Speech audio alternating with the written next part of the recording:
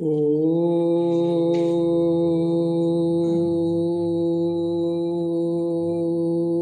नमः सिद्धेभ्यः। ओम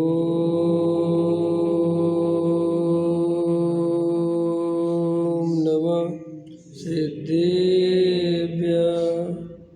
ओम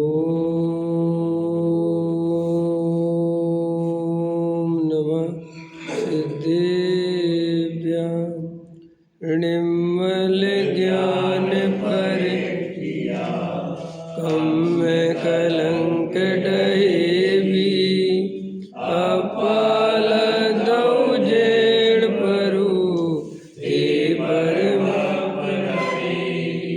सब कर्म मल का नाश कर हर प्राप्त कर जो लीन निर्मल ध्यान में नम कर निकल परमात्मा संतप्त मानस शांत हो जिनके गुणों की वे वर्धमान मान जिन विजय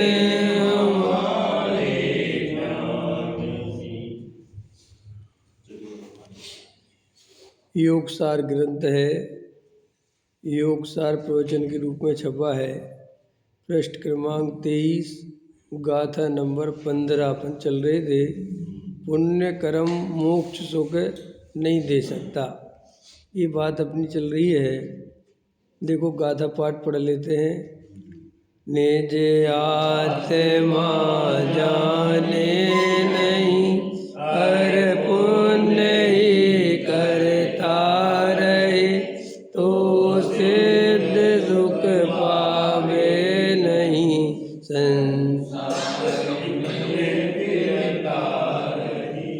यदि तू आत्मा को नहीं जानेगा, सर्व पुण्य कर्म को ही करता रहेगा तो भी तू सिद्ध सुख को नहीं पाएगा, पुनः पुनः संसार में ही भ्रमण करेगा। अपने शुद्ध आनंद स्वरूप का ज्ञान श्रद्धान के सिवाय सर्व प्रकार के ऊंचे से ऊंचे स्वभाव, दया दान व्रत भक्ति, साधु के पंच महाव्रत 12 प्रकार के तप के भाव, एक लंगोटी भी न रखने के परिणाम, नौवे ग्रेविक जावे ऐसा शुभ परिणाम, ये सब बंद के कारण हैं। आत्मभान बिना का पुण्य मुक्ति का कारण नहीं है। आत्मभान सहित ये हो तो इन्हें निमित्त कहने में आता है, परंतु मुक्ति के कारण तो ये है ही नहीं। निःशुद्ध स्वभाव का भंडार अंदर की गहराई में पड़ा है, उसे गेय बनाया नहीं, उसका श्रद्धान ज्ञान किया नहीं। भगवान आत्मा ज्ञानानंद स्वभाव की कीमत की नहीं। भगवान आत्मा में आनंद भरा है, परंतु उसका विश्वास ही नहीं किया तो मुक्ति सुख भी नहीं पाया, चाहे चौथे काल में हो या पंचम काल में, परंतु स्वभाव तो बंध का ही कारण है। उससे जन्म मरण का अंत नहीं आता। पंचम काल है तो स्वभाव से कुछ लाभ होता है, कुछ लाभ होता होगा भाई। 4 गति में पुनः पुनः रुलने का लाभ होता है। आत्मश्रद्धान के बिना पुण्य के भरोसे उल्टे चढ़ गया है, इससे मोक्ष सुख नहीं पाएगा।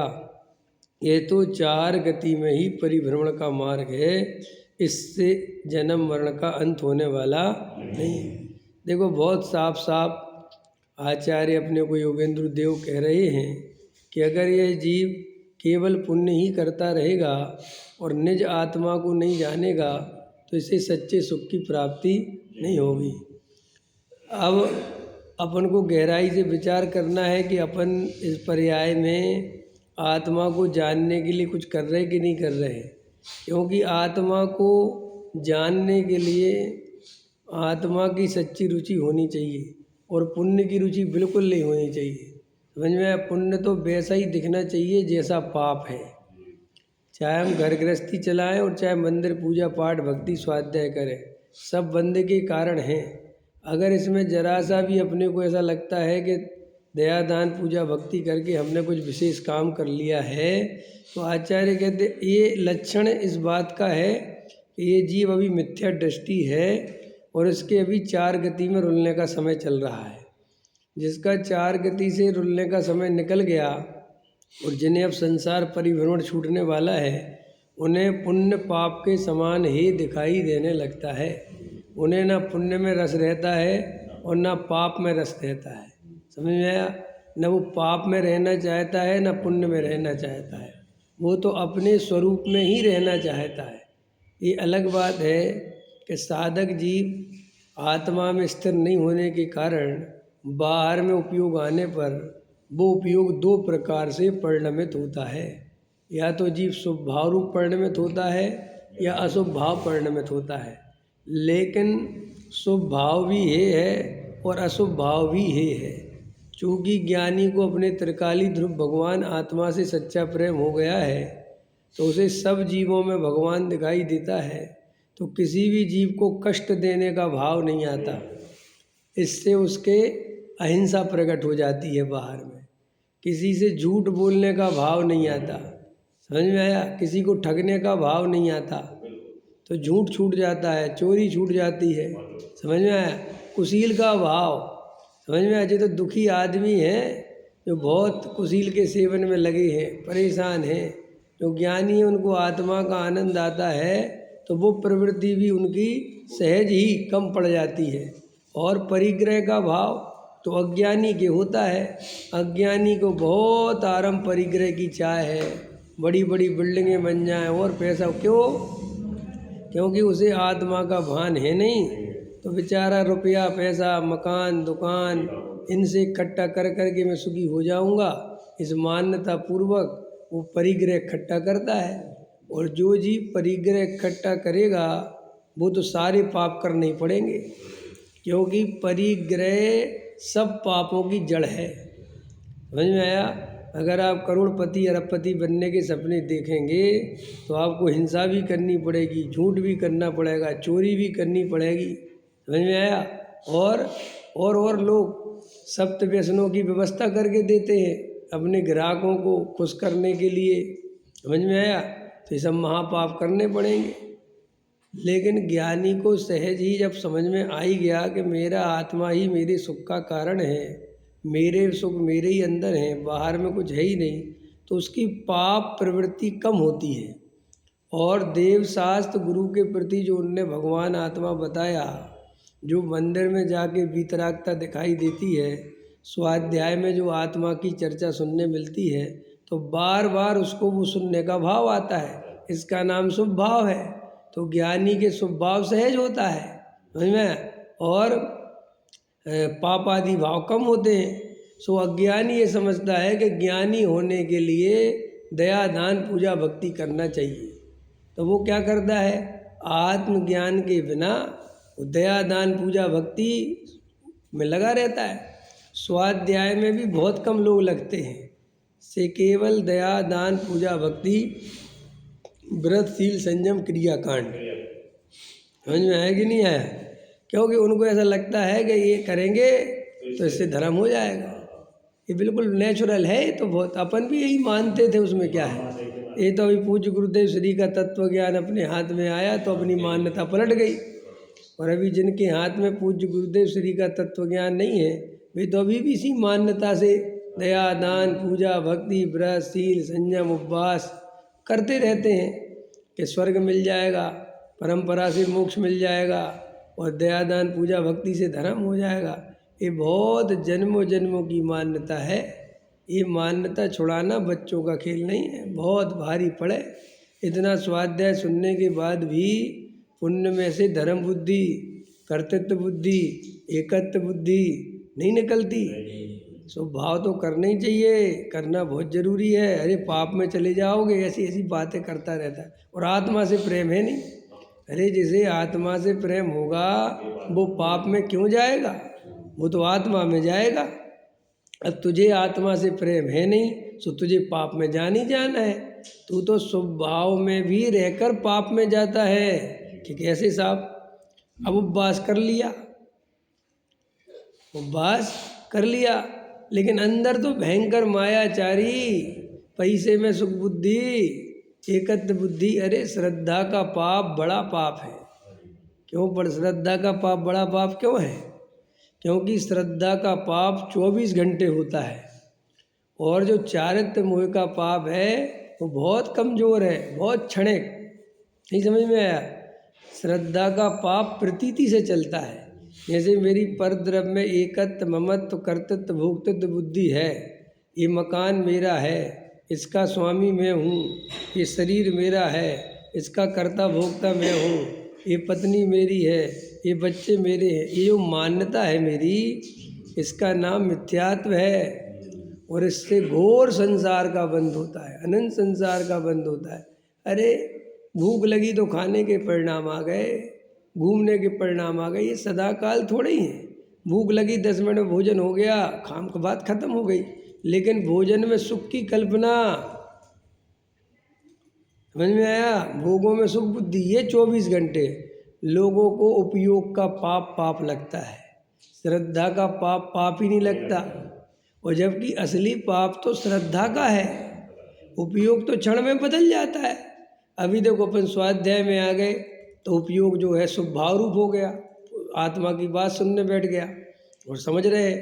और अभी दुकान पे जाएंगे तो कमाने के भाव आने लगेंगे। लेकिन ये स्वभाव अस्वभाव ये असली बंद नहीं करा रहे हैं।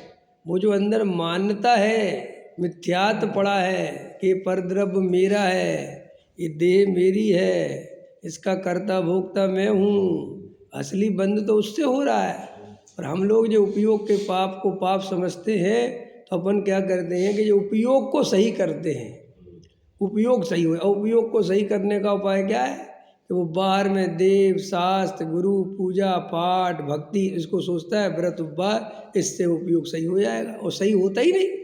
क्यों नहीं होता?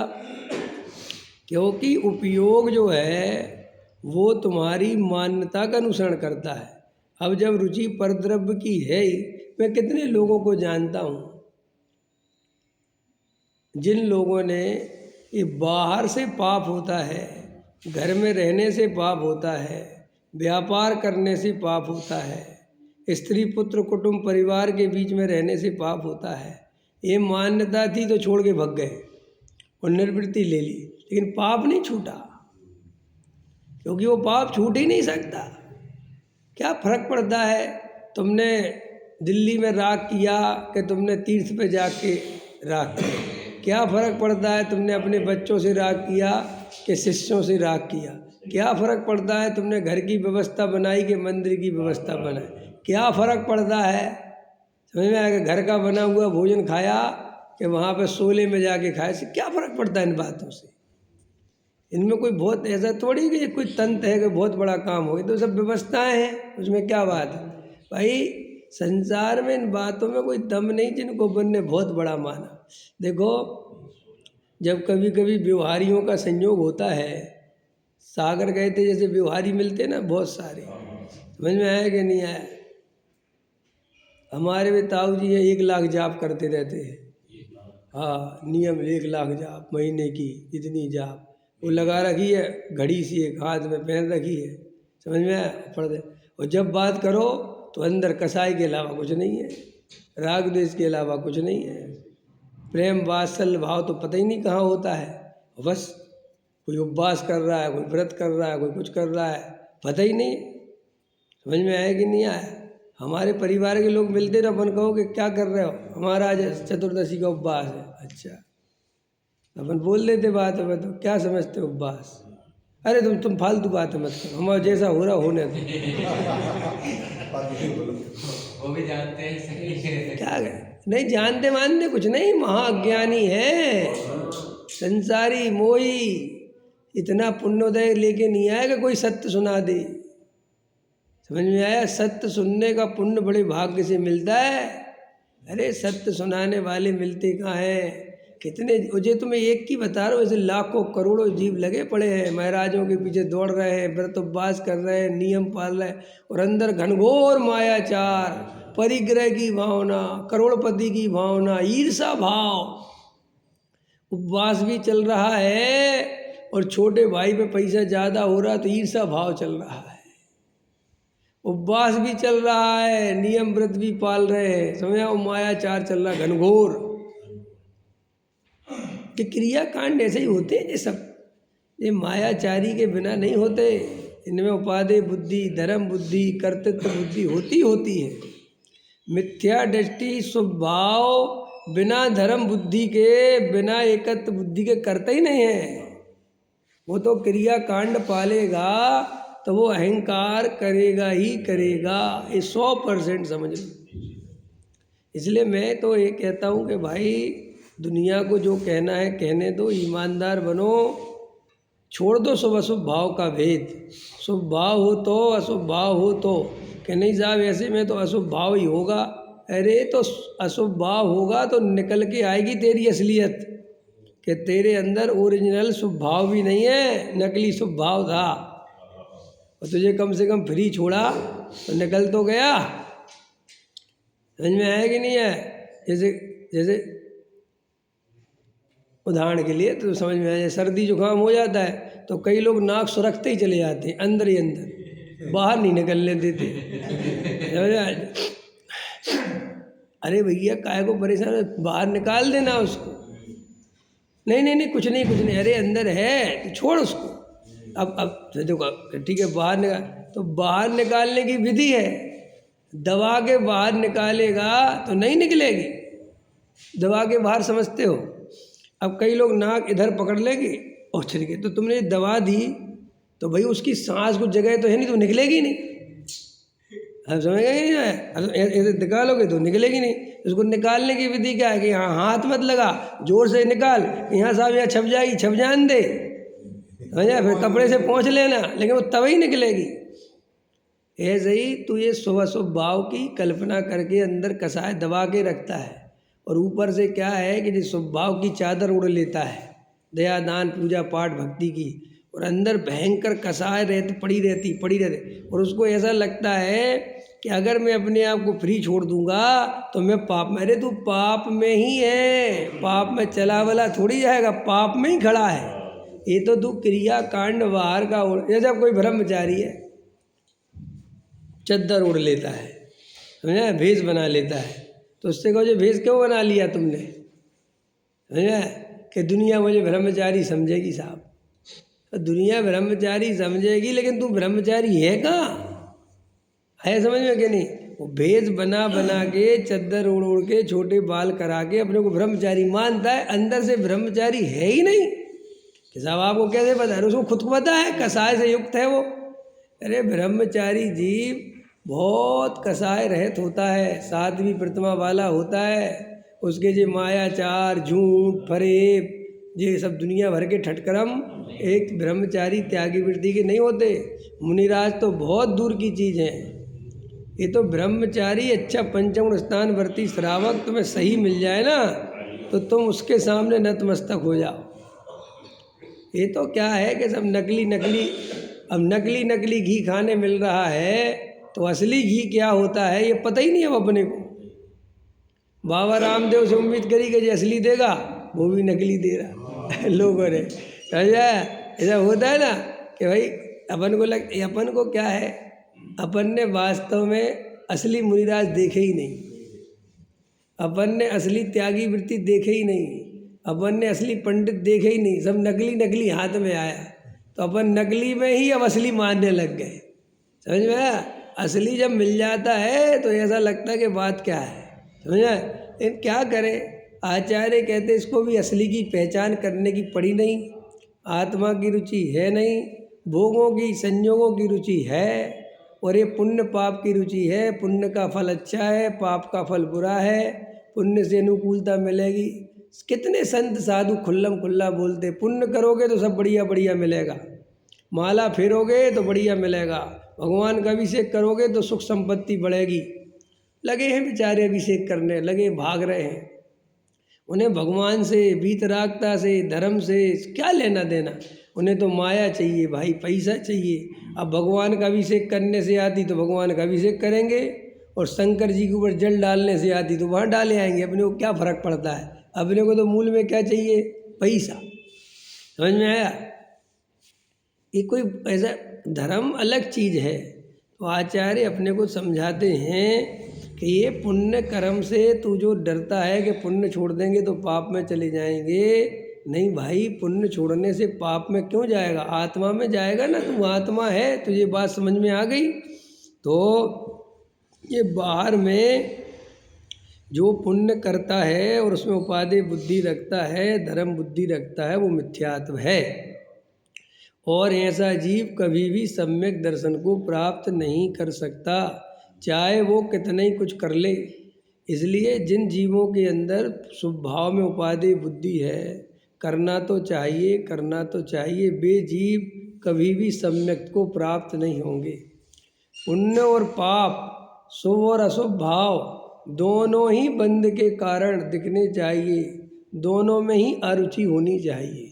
बताए ना, ज्ञानी को तो एक ज्ञायक भगवान आत्मा की रुचि है और सहज में उपयोग शुभ अशुभ रूप होता रहता है और ज्ञानी उसको जानता रहता है। शुभ भाव हो तो ज्ञानी बहुत हर्षित नहीं होता और अशुभ भाव हो तो ज्ञानी बहुत दुखी नहीं होता, सहज उससे अपने को भिन्न जानता है। श्रद्धा का पाप सबसे बड़ा पाप है। जैसे सम्यक दर्शन धर्म की पहली सीढ़ी है, मोक्ष महल की प्रथम सीढ़ी, दंसण मूलो धम्मो, धर्म की मूल जड़ सम्यक दर्शन है। ऐसे ही संसार की मूल जड़ मिथ्यात्व है। तो ये मिथ्यात्व भी श्रद्धा की पर्याय है और सम्यक दर्शन भी श्रद्धा की पर्याय है।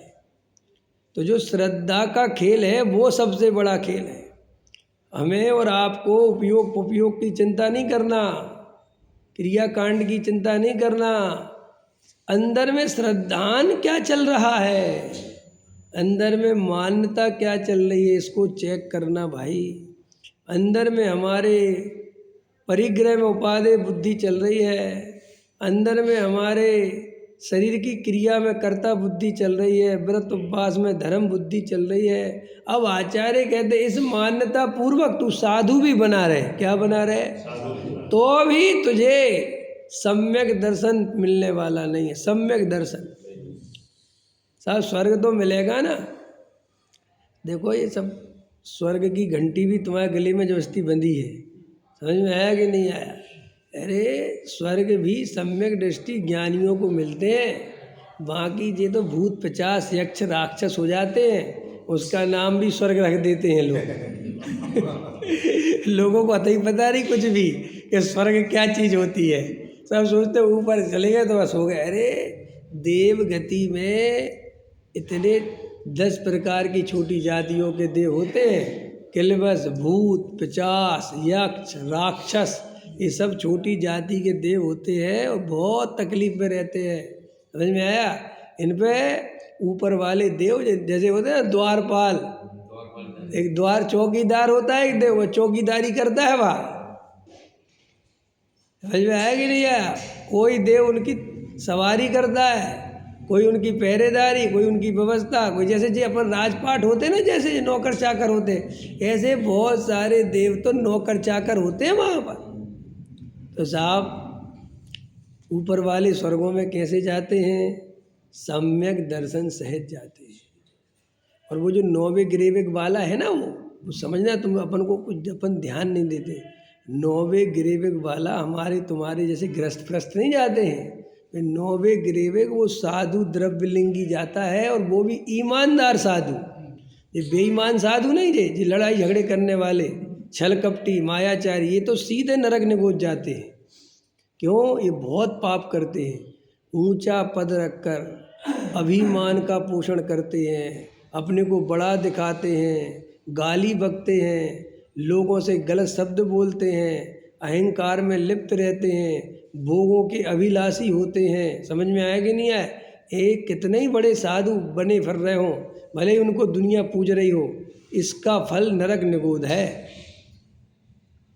समझे। तो वो नौवे ग्रेविक जो साधु जाता है वो बहुत ईमानदार, कौन सा साधु नौवे ग्रेविक, अरे वो जिसकी खाल उकेर के नमक भर दो, समझ में आया, तो भी क्रोध न आवे, समझ में आया। यहाँ तो हम कोई नमक ही नहीं भर रहे, कुछ कह ही नहीं रहे, हम तो स्वाध्याय कर रहे तो हमें गाली दे रहे हैं। समझ में आया कि नहीं आया? उपसर्ग कंडा तो दूर, हम तो कुछ कह नहीं रहे तो भी उन्हें गुस्सा आ रहा। क्यों गुस्सा आ रहा महाराज हम पे? तू आत्मा की बात क्यों करता है? तू तू तू कान्जी स्वामी को क्यों मानता? अभी हमसे इसी बात से गुस्सा हो रहे। अरे भैया इसमें ये भी गुस्सा हो सकता है साधु इस बात में। अरे साधु तो उसका कोई अपमान करे, उसकी निंदा करे, उसको गाली देवे तो भी साधु को विकल्प नहीं आवे। और तू अपने को साधु कहता है तो तेरे अंदर तो अभी इतनी सी भी सज्जनता भी प्रकट नहीं हुई। समझ में है कि नहीं? लौकिक सज्जनता जिसे बोलते ना, शिष्टाचार। शिष्टाचार समझते हो ना आप लोग? सामान्य शिष्टाचार होता है, तेरे अंदर तो वो भी नहीं है। और तू कहता मैं स्वर्ग जाऊंगा। अरे काय पे स्वर्ग जाएगा भाई? किस बात के लिए स्वर्ग जाएगा? स्वर्ग भी इतनी आसानी से नहीं मिलता है, समझे रमेश जी? तुम जो मायाचारी से पूजा करोगे और स्वर्ग के सपने देख रहे होगे, ऐसा 3 का क्रिया कांड से तो कोई लेना ही देना नहीं है तुम्हारे। तुमने बाहर में कितने व्रत उपवास करे, कितने भूखे मरे, कितने जंगलों में भटके, कितने कांटे पैर में चुभे, कितनी धूप सही, इससे स्वर्ग का कोई लेना देना नहीं है भाई साहब। क्यों? अगर इससे होता तो गरीब आदमी सबरे स्वर्ग चले जाते, और त्रियंच गति के तो बेचारे भूखे ही मरते, तो उनको तो पहुंचा ही देते ऊपर। समझ आए? तो क्यों? अरे भाई तेरे अंदर खोटे परिणाम, खोटी वासनाएं, मायाचार ये सब भरा पड़ा है। तू बाहर से व्रत उपवास उड़ भी लेता है तो तुझे स्वर्ग कौन देगा? अभी तो हम स्वर्ग ही की अगर बात करें तो सुनो, स्वर्ग भी खतरे में है, मोक्ष तो बहुत दूर की बात।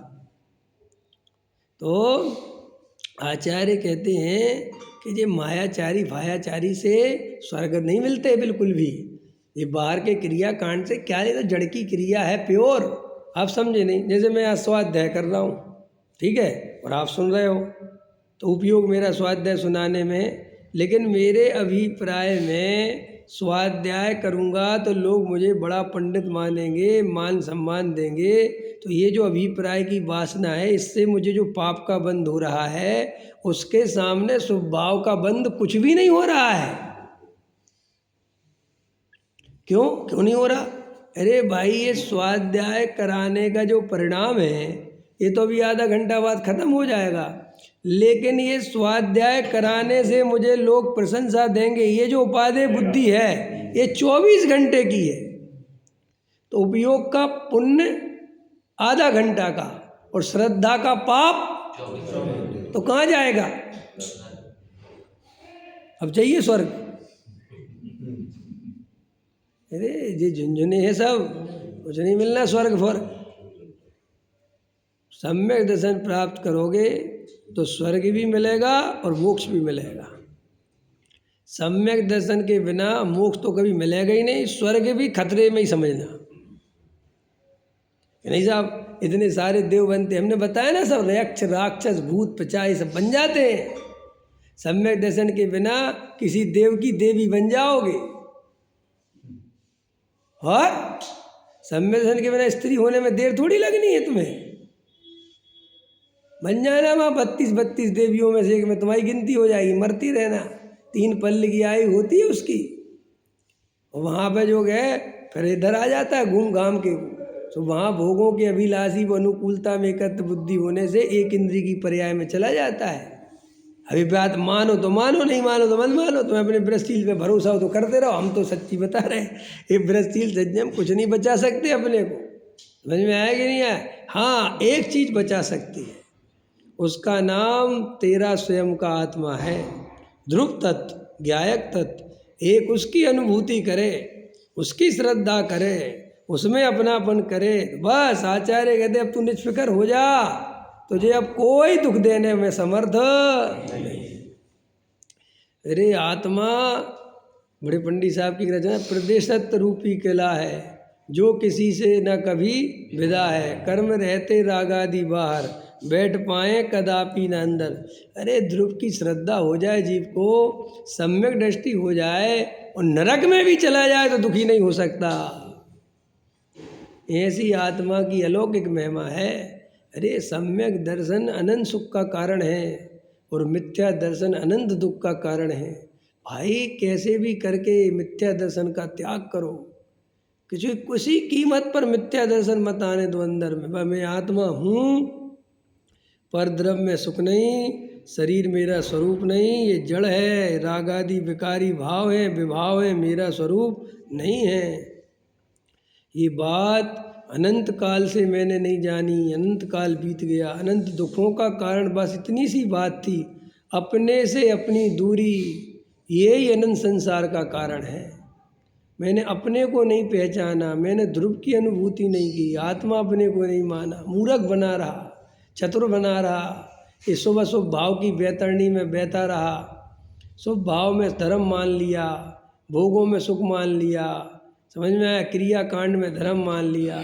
एक तो अनंत काल एक इंद्री की पर्याय में गया, 2 इंद्री, 3 इंद्री, 4 इंद्री, असंगी, फिर संगी में भी त्रियंच, फिर वहाँ पर भी है सब। वो क्या है, त्रियंच गति के दुख सुनाए ना, कबहू आप भयो बलहीन, सबलन कर खायो अति दीन, सिंगाधिक सैनी है क्रूर। अरे रे रे रे, त्रियंच गति के जीव देखो बेचारे, हिरण है, खरगोश है, पूरे टाइम भय बेचारे को, पूरे टाइम हिरण डरता है, खाना भी खाता है, वो जरा सी घास खाता है बेचारा तो इतना डर डर के कौन आके खा जाएगा। आदमी से बच जाए तो जानवर खा जाए, जानवर से बच जाए तो आदमी खा जाए, हैं? उसमें क्या लगा, सिंगाधिक सैनी है क्रूर। अरे सिंगाधिक सैनी अकेले क्रूर नहीं है, मनुष्य कम क्रूर है क्या? शिकार करते हैं आज भी लोग चोरी चुपके, हिरण को मार के खाते हैं आज भी, गाय को मारते हैं, बकरियों को तो मारते हैं, सब तो मारते हैं। तो ऐसे अपन जो संगी पंचेंद्री हुए और वहाँ पर वो इतना भय कि आत्मा को जानने की बात ही दूर रहो, क्योंकि डर इतना कि मर ही गए तो मर ही गए वहाँ। और फिर सिंगाधिक सैनी है क्रूर, फिर कभी त्रियंच गति में बलशाली पशु हो गए तो ये दूसरों को खाने में लगे रहे। ये शेर पता होता है आपको, लगता है ये अब तो शेर वेर बचे ही नहीं, अभी भी जंगलों में थोड़े बहुत जो चीते वगैरह 2-2 दिन भूखे रहते हैं, खाना नहीं मिलता उनको, मांसाहारी होते ना, और शिकार करेंगे, जब कभी उनकी व्यवस्था बनेगी तब वो एक दिन रोटी मिलेगी, खाएंगे ना मरेंगे। तो भूखे डले रहे तो दिन भर शिकार के भाव करते रहे, हिंसा, कोई मरे तो खा लूँ, कोई मिले तो खा लूँ, ऐसे। फिर उसका फल नरक है सीधा। जितने भी क्रूर प्राणी होते हैं ना, त्रियंच गति, इनको सीधा नरक जाते हैं। और ऐसा चक्कर है, नरक से त्रियंच, त्रियंच से नरक, नरक से त्रियंच, त्रियंच से नरक, नरक से त्रियंच, ऐसे घूमते रहे। ये तो बीच में कोई ऐसा रास्ता खुल जाता है कि अपन मनुष्य हो जाते हैं। समझ में आया कि नहीं आया? और देवगति में जो भूत पिशाच यक्ष राक्षस ये सब बने हैं, तो वहाँ से मर के एक इंद्री की पर्याय में चले जाते। इस संसार महादुख रूप है भाई, पागलपन छोड़ो, ये व्यर्थ की बातें छोड़ो। पागलों की कमी नहीं संसार में, मूर्खों की कमी थोड़ा ही भरा पड़ा मूर्खों से। उनके सत्संग मत करो, उनकी बातें मत सुनो, राजनीति से दूर रहो, कसायों से दूर रहो, भेद ज्ञान करो, जब टाइम मिले एकांत में आत्मा का ध्यान करो भाई, गहरे तत्व विचार करो, सम्यक दृष्टि बनो, मिथ्यात्व का त्याग करो। ऐसा अवसर द्वारा अपने को कभी मिलने वाला है ही नहीं, ये बात पक्के समझ लो। ये सब दो कौड़ी की बातें हैं जैन साहब, समझ में आया? कुछ नहीं, कोई दम नहीं, छोड़ दो। जब चीज़ सामने आएगी है, और सुनना बंद करो लोगों की, हाँ, टाइम पास मत करो बिल्कुल भी, ये बहुत चला जाएगा। ये मंदिरों में आते हो तो आत्म कल्याण के लिए आओ, भेद ज्ञान के लिए आओ, जिनेंद्र देव के दर्शन करके निजात्मा के दर्शन करो। मंदिर में राजनीति हो रही है, वो ऐसा बोला, सुनते ही क्यों किसी की? हमसे तो कोई कुछ नहीं कहता, तुम्हें लोगों से कहते हैं सब, समझ में? क्योंकि हमने ऐसा अपना स्वरूप बनाया कि सबको पता है कि इससे कहने का कोई फ़ायदा ही नहीं। समझ, हमसे कोई डरते बरते नहीं है बहन जी, हम इंटरेस्ट नहीं लेते। हम तुम्हारे मंदिरों की मीटिंग में, तुम्हारे कार्यक्रमों में, तुम्हारे ये क्या दुनिया भर के जो भी है, क्या है काम धंधे जो भी चलते, हम इंटरेस्ट नहीं लेते, हमें तो पता भी नहीं चलता कौन क्या हो रहा है। अब बताओ ऊपर एक अपने ऊपर वो बन रहा है, क्या बन रहा है ऊपर, वो हमें पता ही नहीं हमें तो किसी ने बताया जो ऊपर कुछ बन रहा है क्या। तो अलिप्त रहो, भगवान से प्रति प्रेम होना चाहिए। मैं क्या लेना देना जगत में, क्यों, अरे भाई ये बहुत कीमती है। ये ईंट चूना पत्थरों में ज़िंदगी निकल जाए कि साहब कोई कौन करेगा, अरे करने वालों की कमी नहीं है यार, और नहीं करेगा तो नहीं होगा। तुम करता क्यों अपने ऊपर उड़ते हो। जगत जैसा परिणमन करेगा करेगा, समझ में। और कितने काले मंदिर रहने वाले हैं, कितने काले व्यवस्था रहेगी। मैं तो चला जाऊंगा, मेरा तो भव अनंत काल के लिए, मैं कहाँ चला जाऊंगा। मैं अपनी सोचूं कि जगत की सोचूं, हैं बोलो। अभी अपन को लगवा लग जाए, बीमार पड़ जाए तो मंदिर काम आ जाएगा, ये मंदिर वाले काम आ जाएंगे, कहेंगे आउट हो गया आप ख़त्म करो। समझ में आएगी नहीं आया। अरे क्यों ये चक्रों में फंसते हो, कौन क्या कह रहा। बड़ी मुश्किल से ये आत्मा के अनुभव का समय आया है, तो आचार्य प्रेरणा करते हैं। आचार्य अपने को कहते हैं भाई ये तू पुण्य पुण्य में ही लगा रहेगा, और अपन तो पुण्य में भी नहीं लगे तो ये किसके लिए लिख रहे हैं, ये तो वे जो संत साधु नहीं के साथ रहते हैं ना, मुनिराज के है ना, वे 28 गुण को पालते रहते हैं, ये उनके लिए उपदेश दे रहे हैं कि तू पुण्य में ही लगा रहेगा। क्योंकि अपन तो ढंग से पुण्य में भी कहाँ लगे, अपन तो पाप में लगे हैं। तो पंडित जी आपने माना ना हम पाप में लगे हैं, समझ में आया कि नहीं आया। तो हम फिर पुण्य में लगे, इतना समय नहीं है कि पाप छुड़वाऊँ फिर पुण्य छुड़वाऊँ फिर तो मैं धर्म में लगाऊँ, तब तक तो तुम्हारा राम नाम सत्य ही हो जाएगा। ये समय नहीं है ना तुम्हारे पास, तो फिर क्या करें भैया। इससे अच्छा है सब एक तरफ रख और आत्मा को जान। नहीं साहब दान तो देना ही चाहिए। क्या क्या बोलते, दान होता है ना, सठ आवश्यक में एक दान होता है ना, है तो दान तो करना चाहिए। तो तेरे पास पैसा नहीं है तो दान कहाँ से करें, तो पहले कमाऊंगा, क्योंकि गृहस्थ की गति दान के बिना नहीं है। तो जा मर। जैन धर्म में कोई अनिवार्यता नहीं है किसी चीज़ की, एक ही अनिवार्यता है कि तुम आत्मा का अनुभव कर लो। मैं 1 रुपये का दान नहीं दूं और आत्मा का अनुभव कर सकता हूँ, कर सकता कि नहीं, अरे बोलो हाँ या ना। मैं एक भी मंदिर नहीं बनवाऊं और मोक्ष जा सकता हूँ कि नहीं, मैं कोई मंत्री का पद नहीं लूँ, कोई तुम्हारे मंदिर का अध्यक्ष नहीं बनूँ तो भी मोक्ष जा सकता हूँ कि नहीं, जा सकते कि नहीं। तो भाई साहब सीधा काम मोक्ष मार्ग को प्रशस्त करो ना, क्यों ये विकल्प करते हो कि साहब अशुभ से छोड़ के शुभ में आएंगे। सुनो, जिनने आत्मा से प्रेम किया उनका अशुभ छूट गया और वे शुभ में आ गए। शुभ भाव किसी क्रिया कांड का नाम नहीं है, शुभ भाव पूजा पाठ भक्ति करने का नाम नहीं है। फिर शुभ भाव क्या है, जो मोक्ष मार्ग में कार्यकारी है। अपनी आत्मा की याद आ जाना, अपने स्वरूप की याद आने लगना और अपने गायक की ओर अपनी परिणति ढलने लगना, उस तरफ उपयोग जाने लगना और आत्मा से सच्चा प्रेम उत्पन्न हो जाना, पर द्रव्य से अरुचि हो जाना, ये दुनिया का असली शुभ भाव है। समझ में आया, असली शुभ भाव ये है। और ये असली शुभ भाव तो कोई जानता ही नहीं। ये बाहर के चावल चढ़ा दिए थाली में, फिर श्रीफल चढ़ा दिया, भगवान के सामने सिर रख लिया, परिक्रमा दे ली, पूजा जोर जोर से बोल ली, सोचता है कि शुभ भाव हो गया। अरे ये तो जड़ की क्रिया है, इसमें काय का शुभ भाव।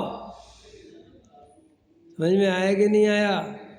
विचार करो भाई, विचार करो, ये भाव चला जाएगा।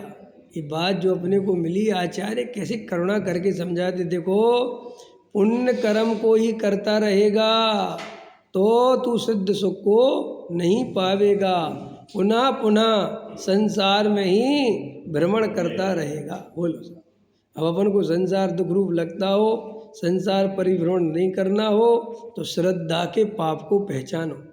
सबसे बड़ा पाप मिथ्यात्व है। सबसे बड़ा पाप मिथ्यात्व क्यों है क्योंकि मिथ्यात्व के वशीभूत होकर की ही जीव सारे पाप करता है। बताया ना, अपन अगर सम्यक दृष्टि हो जाएंगे तो अपने आप ही अपन को अहिंसा के भाव, अचौरे के भाव, ये सब अपने आप प्रकट हो जाएंगे। फिर हिंसा के भाव नहीं रहेंगे। अरे जब सब जीवों में भगवान दिखेगा तो एक जीव दूसरे जीव को नीचा दिखाने का भाव क्यों रखेगा जी? हमें दूसरों से पूजने का भाव जो मान कसाय है, ये क्या है? हम दूसरे जीवों को भगवान नहीं देख रहे। होता है कि नहीं? कोई बड़ा पैसे वाला अपन को सम्मान दे दे तो अपन बहुत प्रसन्न होते हैं, और कोई छोटा आदमी को अपने को सम्मान दे तो ठीक है। तो जब अपन को सब जीवों में बराबर का भगवान दिखने लगा तो अंदर में निर्णय हो गया कि कोई छोटा बड़ा है ही नहीं, तो मान कसाय कहाँ से आएगी? फिर तुम्हारा वो लोभ कसाय, अरे परिग्रह में सुख बुद्धि दिखती थी, रुपए पैसे मकान दुकान में सुख बुद्धि दिखती थी, अब वो निकल गई तो लोभ कसाय कहाँ रह जाएगी? और इस सबको पाने के लिए मायाचार करता था। तो जब ये पाने ही नहीं है तो मायाचार क्यों करेगा? और जब मायाचार नहीं करेगा और अपने अनुसार परिणमन नहीं चाहेगा तो क्रोध भी क्यों करेगा? तो क्रोध, मान, माया, लोभ ये अपने आप कम हो जाएंगे। और कम हो जाएंगे तो बाहर में सहज ही जिस आचरण के लिए अपन मरे जाते हैं वो आचरण अपने आप ही प्रकट हो जाता है। तो देखो यहाँ पर निज शुद्ध, देखो ये ले लिया ना, अपने शुद्ध आनंद स्वरूप का ज्ञान श्रद्धान के सिवाय सर्व प्रकार के ऊंचे से ऊंचे स्वभाव, दया, दान, व्रत, भक्ति, साधु के पंच महाव्रत, 12 प्रकार के तप, एक लंगोटी भी न रखने के परिणाम, 9वें गिरेविक जावे। ये है वो 9वें गिरेविक। कैसे जाता है? समझ में आया कि नहीं? इन 9वें गिरेविक ये मायाचारी जीव नहीं जाते हैं। किसी सबको क्या लगता है साधु बनने से स्वर्ग मिल जाता है। बिल्कुल बिल्कुल भ्रम है ये। साधु बनने से कोई स्वर्ग फर्ग नहीं मिलता। समझ में आया? वो अगर रियल में अंदर से सज्जन हो, ईमानदार हो, छल कपटी नहीं हो तो जाके वो स्वर्ग का अधिकारी हो सकता है, वो मिथ्या दृष्टि। लेकिन जो मिथ्या दृष्टि, छल कपटी हो, मायाचारी हो, अहंकारी हो, भोगों का अभिलाषी हो, मान आदि के लिए राजनीति करता हो, समाज में लड़ाई झगड़ा कराता हो, समझ में आया कि नहीं आया? और तुम लगा लेना बाकी, ठीक है नहीं? सो वे सब मिथ्या दृष्टि तीव्र कसाई नामधारी साधु हैं। क्या? तीव्र कसाई मिथ्या दृष्टि नामधारी साधु हैं। उन्हें कोई स्वर्ग वर्ग नहीं मिलता। भ्रम में मत रहना। उसका फल तो अनंत संसार आता है, नरक निगोद आता है। इसलिए कोई अपने को बाहर से भेष धारण करके इस भ्रम में जी रहा हो कि मैं तो स्वर्ग जाऊंगा, तो भाई साहब भ्रम मत पालना। स्वर्ग जाने के लिए जो निर्मलता, सज्जनता, सरलता, साधुता, समझ में आया? जो मंद कसाय की परिणति चाहिए वो अगर तेरे अंदर है ही नहीं तो ये बाहर का भेष कहीं भी पहुंचाने वाला नहीं। अब दुनिया क्या करे कि साहब हमें इतने लोग पूछते हैं, हमें लाखों आदमी मानता है। लोगों की गलती नहीं है भाई, वे तो बेचारे चक्षु की दृष्टि लेके पैदा हुए, अंदर की दृष्टि है नहीं। सो बाहर से तू साधु दिखता है, सो वे बेचारे तुझे साधु समझते हैं और तू उनकी आंखों से अपने को साधु समझता है। होता है कि नहीं होता है? क्योंकि जो जागृत पुरुष नहीं है, जो बेहोश हैं, जिनके अंदर होश नहीं है, वे तो ऐसे ही अपने निर्णय करते हैं। अगर 50 लोगों ने कह दिया कि आप सज्जन हो तो उनको लगता हम सज्जन होंगे। 50 लोगों ने कह दिया तुम दुर्जन हो तो उनको लगता हम दुर्जन होंगे। 50 लोगों ने कह दिया आप सुंदर हो तो उनको लगता हम सुंदर होंगे। और 50 लोगों ने कह दिया तुम तो असुंदर हो तो असुंदर हो गए। ऐसे ही हजारों लोगों ने नमस्कार कर लिया, नमोस्तु महाराज, नमोस्तु, वो सोचता महाराज हो गए। समझ में आया कि नहीं आया? तो बस यही संख्या बढ़ाने में लगा रहता है। क्योंकि साधु को संख्या बढ़ती है तो उसको अपना साधुपना सच्चा ऐसा लगने लगता है। कई लोग कहते भी हैं अगर वे झूठे हैं तो उनके पास लाखों की जनता क्यों जा रही? भाई साहब, ये लाखों की जनता ही जा रही, यही बता रहा कि वे झूठे हैं। क्योंकि सच्चे के पास लाखों की जनता जा ही नहीं सकती। क्या बात करते हो? हाँ, क्योंकि जो सत्यवादी होता है उसे आम पब्लिक स्वीकार नहीं कर सकती, क्योंकि वो सत्य बोलता है तो आम पब्लिक की ज़मीन खिसकती है। आम पब्लिक माने जिसे ऐसा साधु चाहिए जो उसके दुख दर्द दूर कर सके, जो उसके दुख दर्दों पे मलहम लगा सके, उसकी बात सुन सके। आया समझ में कि नहीं? उसको चमत्कार दिखा सके, उसको भक्तांबर के काव्य बता दे कि ये वाला काव्य पढ़ोगे तो ये बीमारी दूर होगी, ये वाला पढ़ोगे तो ये बीमारी दूर होगी, शांति धारा करोगे तो ये रोग दूर हो जाएगा, एक कलश रख लोगे घर में तो पैसा बहुत आ जाएगा, दुकान पे लाल कपड़ा पीला नीला काला गोरा पीला बांध लोगे तो बहुत आ जाएगा। है, उसको तो ऐसा साधु चाहिए। फिर वो चाहे साधु कुछ भी करे, अपन को भी तो नामधारी पंडित चाहिए कि नहीं चाहिए? तुम अपने कार्यक्रम के लिए हमेशा नामधारी पंडित खोजते हो, सच्चा पंडित नहीं खोजते। क्या नाम भाई साहब? अनुराग जी। हम अनुराग जी के नगर में थे ना, अभी 4 दिन सागर से आए ना, यही तो थे हमारे अनुराग जी तो थे वहाँ, सारी व्यवस्था देख रहे थे, नहीं क्या रुके थे विद्वान। समझ में आया कि नहीं आया? उन भाई साहब के भाई अभिषेक जी हैं, शास्त्री विद्वान हैं, हमारे पुराने परिचय थे, हम साथ में वहाँ पे जयपुर में भी थे। मेरा कहने का मतलब ये है कि हम जब कोई कार्यक्रम करते हैं तो किस आधार से आप विद्वान का सिलेक्शन करते हो? आप इस आधार से करते हो किस विद्वान के नाम से जनता आएगी। इस आधार से नहीं करता कि सत्य कौन बताएगा, क्योंकि हमें सत्य की चिंता ही नहीं है। हमारी कार्यक्रम की सफलता का राज क्या है बताओ भाई? बहुत अच्छा आपके जिनालय का कार्यक्रम बहुत भव्य, किस बात से? सत्य मिला सुनने के लिए, इसलिए कि साहब हमने ऑडिटोरियम में किया 900 आदमी आए, इसलिए देख लो आप, हमारी सत्यता का आधार भीड़ है, हमारे कार्यक्रम की सफलता का राज भीड़ है। समझ में आया कि नहीं आया? बोलो, हमें सत्य से क्या लेना देना? आजकल तो कभी कभी खबरें मिल जाती हैं कि आजकल तो जो बड़े बड़े पंडित हैं वे पैसे का सौदा करके जाते हैं सुनाने के लिए, तो भी जनता बुलाती है, तो भी लोग बुलाते हैं, आओ आओ। समझ में आया कि नहीं आया है? हाँ, लाखों में आएंगे तुम तो साहब, हम 5 लाख लेंगे, हाँ हाँ देंगे देंगे देंगे। समझ में आया कि नहीं आया? हाँ, इकट्ठे तो वही कराएंगे। हाँ देखो भाई, 5 लाख हम तुम्हारे इकट्ठे करा देंगे, 50,000 हम लेके जाएंगे। ऐसा पंडित है, पापी है, संसार में घूमेगा, 4 गति में रुलेगा भाई, भले ही कितने ही सम्य दर्शन के गीत गाता हो, भले ही कितना बड़ा पंडित बना फिरता हो।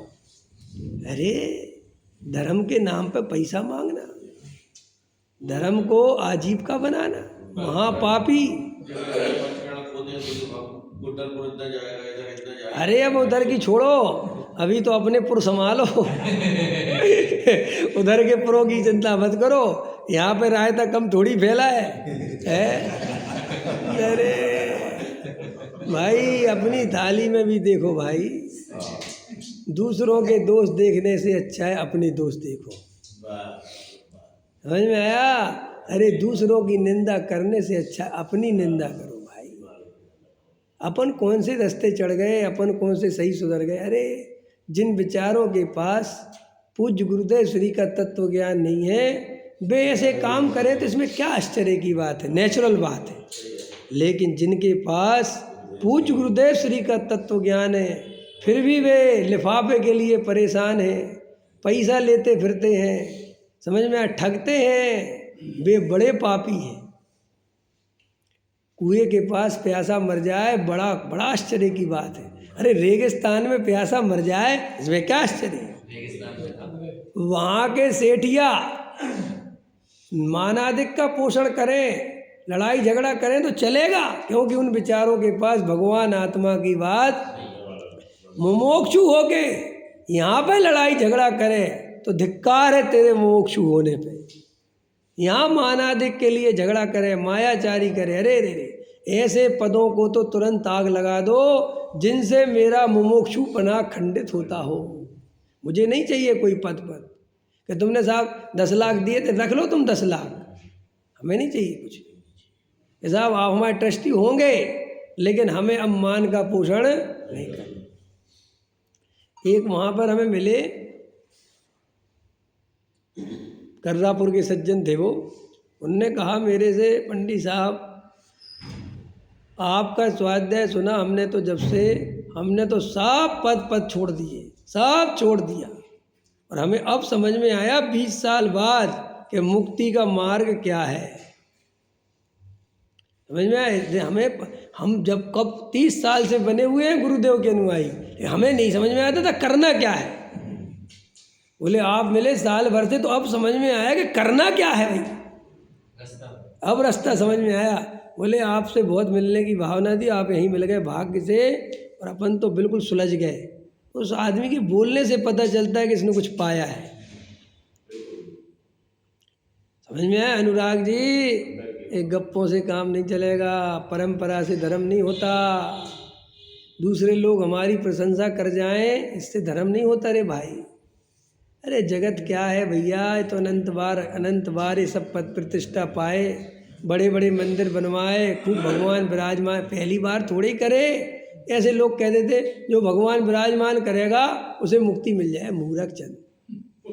ऐसी मुक्ति मिलती तो कब के मोक्ष चले जाते, 10-50 भगवान बैठा के सबरे मोक्ष चले जाते है।